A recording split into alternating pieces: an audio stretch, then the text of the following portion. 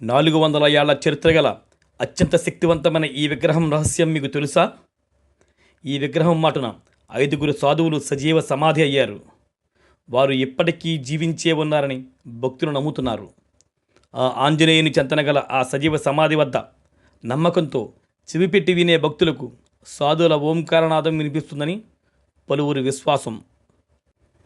ఆ విగ్రహం గురించి, సాధువుల సజీవ సమాధి గురించి మీకు కూడా తెలుసుకోవాలని ఉంది కదూ? అయితే రండి.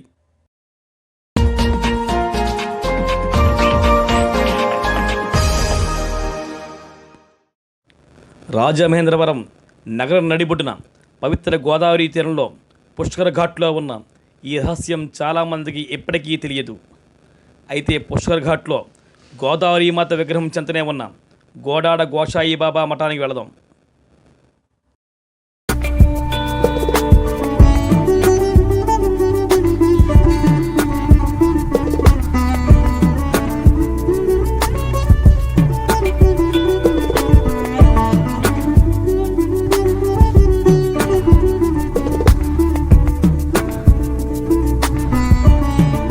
సుమారు 400 ఏళ్ల క్రితం 16వ శతాబ్దంలో కేరళకు చెందిన సిద్ధపురుషుడు మహాముని గోడాడ గోషాయి బాబా తన శిష్యులతో కలిసి రాజమహేంద్రవరం వచ్చారు.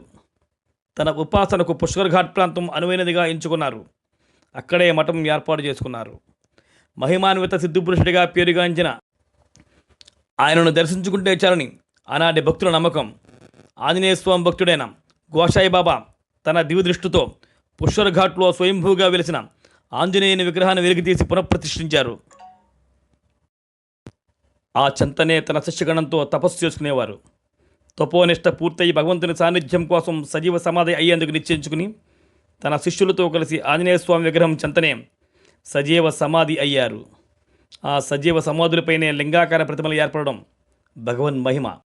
అక్కడే ప్రతిష్ఠించబడిన ఆంజనేయ విగ్రహం అత్యంత మహిమాన్వితంగా శోభిల్లుతోంది. ఒకేసారి ఒకే ప్రాంతంలో 5 సాధువులు సజీవ సమాధి అయిన పవిత్ర ఘటన దేశంలో మరెక్కడా లేదు. మొట్టమొదటిసారిగా రాజమహేంద్రవరంలోనే చోటు చేసుకోవడం విశేషం. గోషాయి బాబా ప్రతిష్ఠించిన ఆంజనేయ స్వామి విగ్రహం దేశంలో 2వది. ఈ స్వామికి సంకటహరణ విమోచన స్వామిగా పేరు. 3.5 అడుగుల ఈ విగ్రహం పడమర ముఖంలో సూర్యునికి అభిముఖంగా ఉంటుంది. ఆంజనేయ స్వామి వారికి గురువు సూర్యభగవానుడు ఆశీస్సులు అందుకునేటట్టుగా ఈ విగ్రహాన్ని ప్రతిష్ఠించారు. షిరిడీలో చావడి ఎదురుగా దక్షిణాముఖ ఆంజనేయ స్వామి విగ్రహం ఈ విగ్రహంలాగే ఉండడం గమనార్హం. కొన్ని ప్రత్యేక పర్వదనాల్లో సూర్యకిరణాలు నేరుగా ఆంజనేయ స్వామి వారి విగ్రహంపై పడే అద్భుత దృశ్యాన్ని మనం దర్శించుకోవచ్చు. ఈ స్వామివారిని ఒక్కసారి దర్శిస్తే అన్ని సంకటాల నుంచి విముక్తి లభిస్తుందని భక్తుల నమ్మకం. ఈ ఆంజనేయ స్వామి మహిమ, సజీవ సమాధుల చరిత్ర అక్కడ అర్చకుల నుంచి తెలుసుకుందాం.